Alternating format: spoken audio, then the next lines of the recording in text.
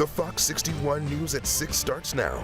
And we start with a story that you certainly don't see every day, even in this time of year when people are getting sick. Cleaning crews spent the whole day disinfecting Webster Hill Elementary School in West Hartford.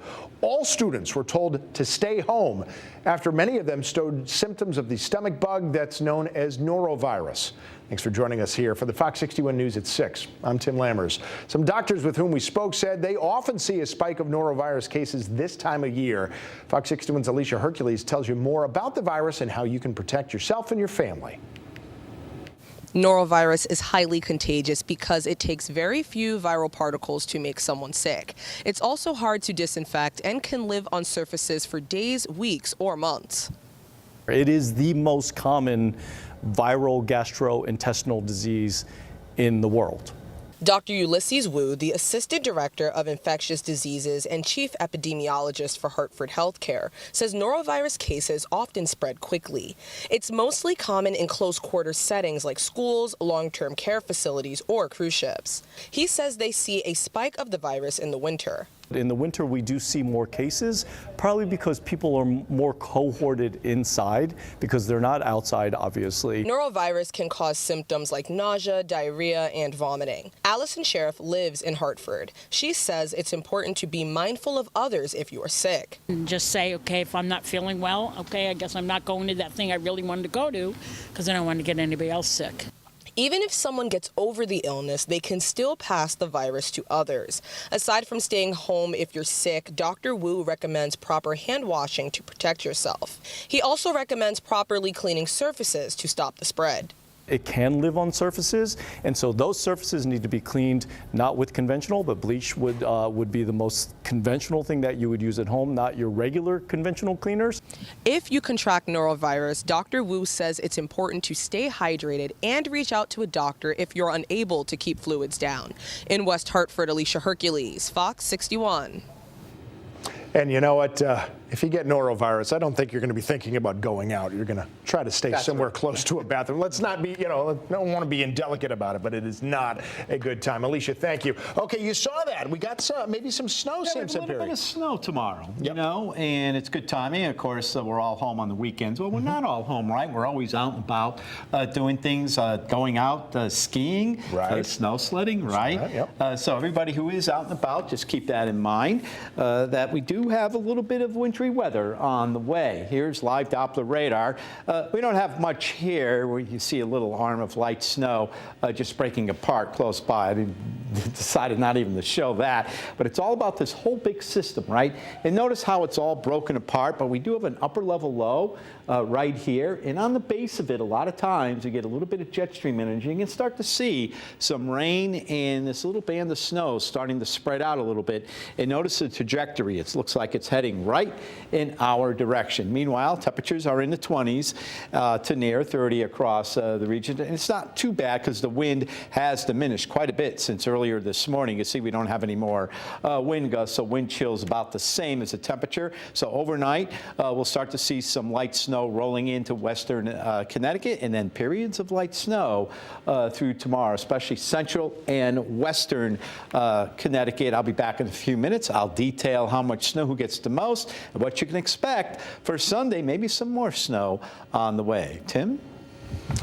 Sam, thank you. Well, to stay up to date on this weekend's forecast, you can just scan this QR code on your screen to download the Fox 61 News app. Well, after more than a week, the man police suspected of shooting and killing his neighbor turned himself in. Last week, we told you about that deadly shooting that happened at a townhouse on Lake Avenue in Danbury. Police said Victor Quispe was in his apartment when David Grulon's gun went off in the adjoining apartment. They said the bullet went through the wall, killing Quispe. Fox 61's Celine Arif brings us new details in the case.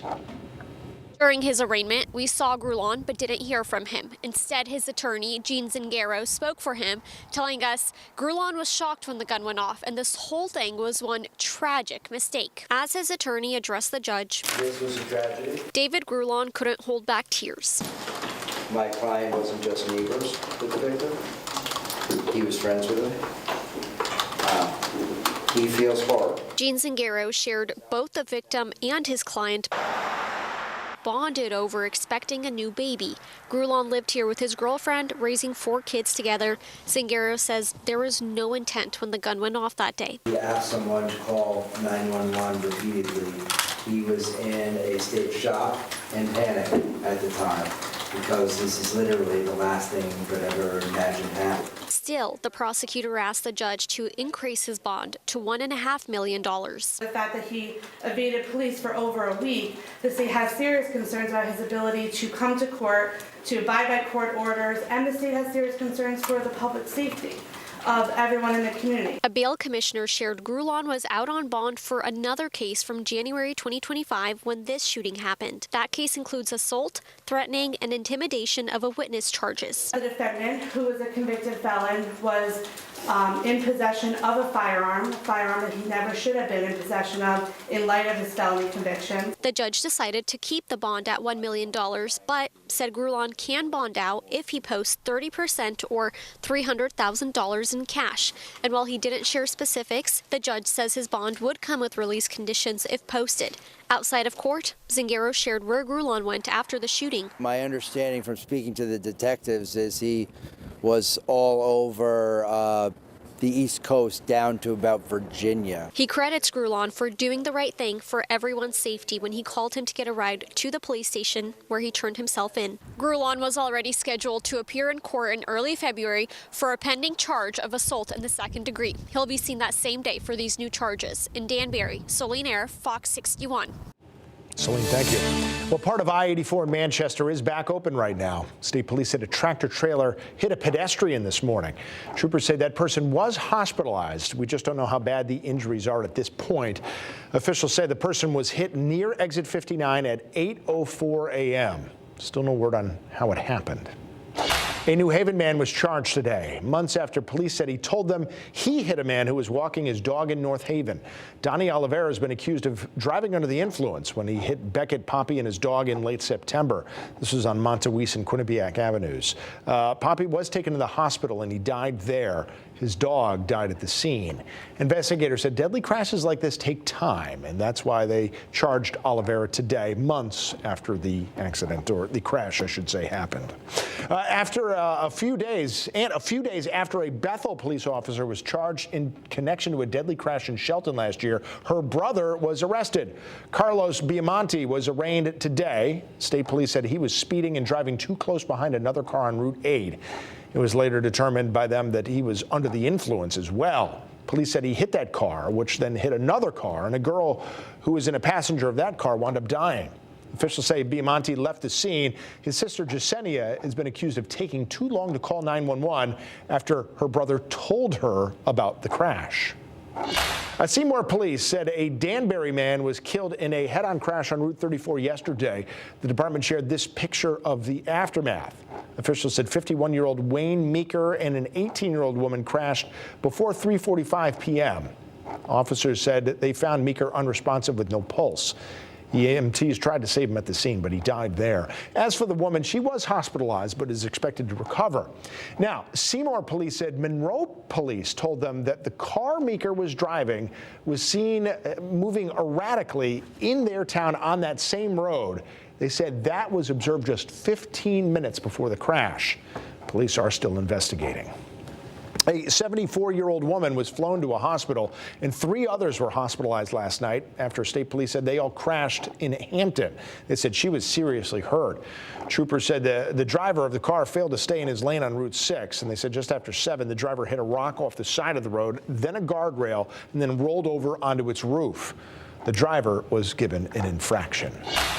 Well, new tonight for you, state police confirmed with us that a New Haven police officer is under investigation after being accused of punching a woman in handcuffs.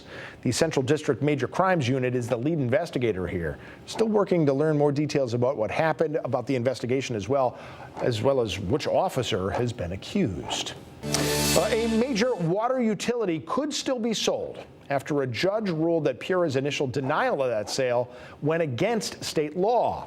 Pura initially denied the Regional Water Authority's bid to buy Aquarion from Eversource. The regulator said the merger and the resulting board of directors decision was not in the public interest. Some lawmakers praised that denial. They said the approval would have wound up doubling customers' bills. Well, the RWA, Aquarion, and Eversource argued in its appeal that Pura does not have the authority to override the law that established a new company and its management, and the judge agreed. The court did stop short, though, of requiring Pura to approve the merger. Rather, Pura must follow the law and make reasonable decisions with regulatory discretion. That's what the judge said. Now, we've reached out to Pura for comment. We're still waiting to hear back.